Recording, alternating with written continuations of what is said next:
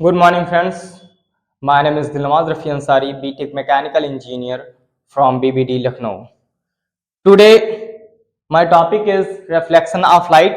इससे पहले हमने पढ़ा दिया था आप लोगों को कि कॉन्वेक्स मिरर क्या है, स्फेरिकल मिरर में concave mirror and convex mirror मैंने पढ़ा दिया था और प्लेन मिरर भी पढ़ा दिया था। अब आपको पढ़ना है आगे स्फेरिकल मिरर का कोई मिरर्स के साइन कन्वेंशन एंड उनको उसके अंदर कितने पार्ट्स आते हैं वो सब हमें देखना है। ठीक है,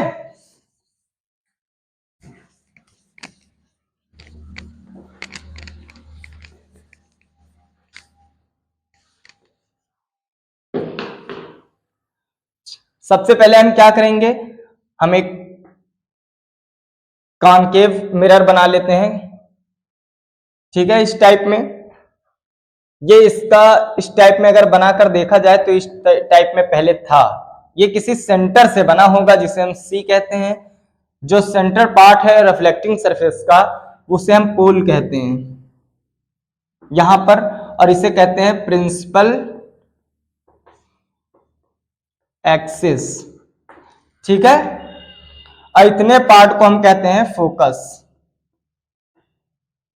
ठीक है, और इतने पार्ट को हम कहते हैं रेडियस ऑफ कर्वेचर।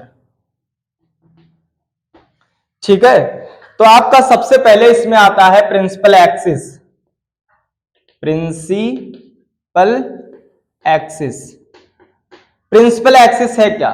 तो देखिए प्रिंसिपल एक्सिस आपका जो ये रिफ्लेक्टिंग सरफेस है, ये मिरर इस वक्त आपने कॉनकेव मिरर मान रखा है।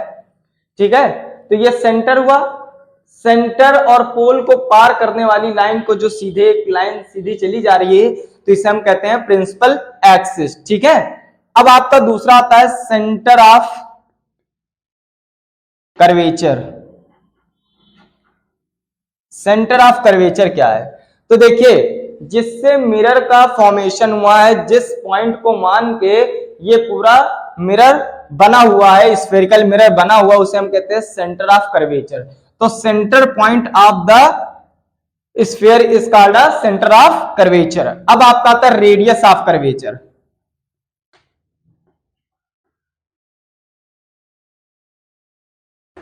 रेडियस ऑफ कर्वेचर क्या है? तो देखिए सेंटर से पोल की दूरी, सेंटर से पोल की दूरी या रिफ्लेक्टिंग सरफेस की दूरी को हम क्या कहते हैं? Radius of curvature. तो आप सेंटर से यहां से लेकर किसी भी पॉइंट को अगर देखेंगे तो वो क्या कहलाएगा? Radius of curvature. अब देखिए रेडियस ऑफ कर्वेचर में एक फार्मूला है, ये जो आर है ये कितने के बराबर है? 2 टाइम है फोकस के। ये आपके पास फार्मूला है 2 टाइम ऑफ फोकस के, क्योंकि जो फोकस है इस पॉइंट को कहते हैं फोकस, क्योंकि जब कोई रेस पैरेलल टू किसके साथ जाती है? प्रिंसिपल एक्सिस के कोई रेस पैरेलल जाएगी तो हमेशा वो कहां से पास होकर जाएगी? फोकस से पास होकर जाएगी। एक जगह पर मीट करेगी, उसी जहां पर मीट करती है उसी को हम कहते हैं फोकस, और वो हमेशा सेंटर और पोल के बीच में ही होगा फोकस। ठीक है, इसीलिए हम इसे कहते हैं फोकस। तो ये फोकस जब बीच में होगा तो इतना हाफ, तो 2 टाइम फोकस को हम कह सकते हैं रेडियस। ठीक है, अब आपका आता है पोल क्या है? पोल क्या है? तो हम कह सकते हैं the centre part of the reflecting surface. ये रिफ्लेक्टिंग सरफेस है, इसका सेंटर पार्ट क्या कहलाएगा? पोल कहलाएगा। इसके बाद आपका आता है एपर्चर। एपर्चर क्या है? एपर्चर क्या है? तो देखिए जितना पार्ट आपका लाइट आने के लिए, जैसे मैंने मान लिया कि ये आपका कॉन्वेक्स मिरर है, लाइट कितने पर पड़ रही है? इतने पार्ट पर पड़ रही है, तो इतना एपर्चर कहलाएगा। लेकिन अगर लाइट इतने पार्ट पर पड़ रही है, इतने पार्ट पर, तो इतना पार्ट्स क्या कहलाएगा? एपर्चर कहलाएगा। ठीक है, अगर मैंने मान लिया यहां पर आपका कोई ऑब्जेक्ट रखा हुआ, पेंसिल आपने रख दिया, यहां से लाइट यहां तक आएगी, यहां तक, तो इतना ही पार्ट क्या कहलाएगा? एपर्चर कहलाएगा। लेकिन अगर ऑब्जेक्ट आपका बड़ा है तो यहां तक टकराएगी, तो यहां से यहां का पार्ट क्या कहलाएगा? एपर्चर कहलाएगा। तो उम्मीद करता हूं कि आप समझ गए होंगे कि एपर्चर क्या है। ठीक है, अब आता है साइन कन्वेंशन। कैसे लिया जाता है? साइन कैसे लिए जाते हैं आपके इसमें?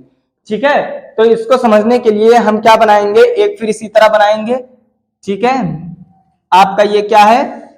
कॉनकेव मिरर है जिसका ये क्या है, रिफ्लेक्टिंग सरफेस है, पॉलिश्ड है। देखिए यहां पर हम क्या मानते हैं, जीरो मान लेते हैं, इंटीजर टाइप का। मैंने क्या किया, यहां पर y एक्सिस है, यहां पर x एक्सिस है, ये वाले पॉइंट O को हम क्या मान लेते हैं, यहां पर मान लेते हैं। ठीक है, जब आप लेफ्ट साइड पे चलते हैं तो x की वैल्यू क्या है, माइनस है। तो जब आपका ऑब्जेक्ट की दूरी इधर नापी जाएगी, जैसे आपका ऑब्जेक्ट यहां पर रखा हुआ है, तो जहां पर ऑब्जेक्ट रखा होता है उसको कहते हैं u, लेकिन यहां पर u लेफ्ट साइड पे रखा है। देखिए लेफ्ट साइड पे रखा है, इसको अगर न्यूट्रल मान ले, जीरो मान ले, तो लेफ्ट साइड पे आप जाएंगे तो इधर की वैल्यू हो जाएगी माइनस में। आप समझ लीजिए कॉनकेव मिरर में आपका इमेज उल्टा बनता है इधर नीचे। तो मैंने मान लिया यहां से आपकी रेस गई, यहां फोकस से पास होकर गई है, फिर दूसरी यहां से, फिर यहां पर आपका इमेज यहां पर बन रहा है। तो देखिए जो इमेज फॉर्मेशन है तो इसकी दूरी को v कहते हैं। v भी माइनस में आएगा, किस लिए माइनस में आ जाएगा, क्योंकि वो भी लेफ्ट साइड पे बन रहा है। अब आप बताइए यहां पर f है तो f की दूरी भी तो यहीं तक है, ये भी माइनस में आएगी, f भी आपका माइनस में आएगा। जो आपका हाइट ऑफ ऑब्जेक्ट है, ऑब्जेक्ट की हाइट, तो इससे हम कहते हैं o से डिनोट करते हैं। तो यहां पर सिर्फ o पॉजिटिव होगा, क्योंकि o क्या है, ऊपर की तरफ जा रहा है, ऊपर y पॉजिटिव है, तो हम o को पॉजिटिव लेंगे, हाइट ऑफ ऑब्जेक्ट। ठीक है, लेकिन हाइट ऑफ इमेज क्या है, नीचे डाउनवर्ड डायरेक्शन में है, तो हाइट ऑफ इमेज को i से लेते हैं, माइनस में रहेगी। ठीक है, आपका u माइनस में रहेगा, v आपका माइनस में रहेगा, f आपका माइनस में रहेगा। ठीक है, तो साइन कन्वेंशन इस टाइप में हम लोग लेते हैं। आपका अगर ऊपर हाइट आपको देखेंगे या नीचे की हाइट, तो आप इस टाइप में पता लगाएंगे, ऊपर पॉजिटिव है, नीचे निगेटिव है। अगर लेफ्ट साइड पे देखेंगे तो लेफ्ट साइड की अगर दूरी देखेंगे तो लेफ्ट साइड पे जितने आएंगे वो माइनस में आएंगे।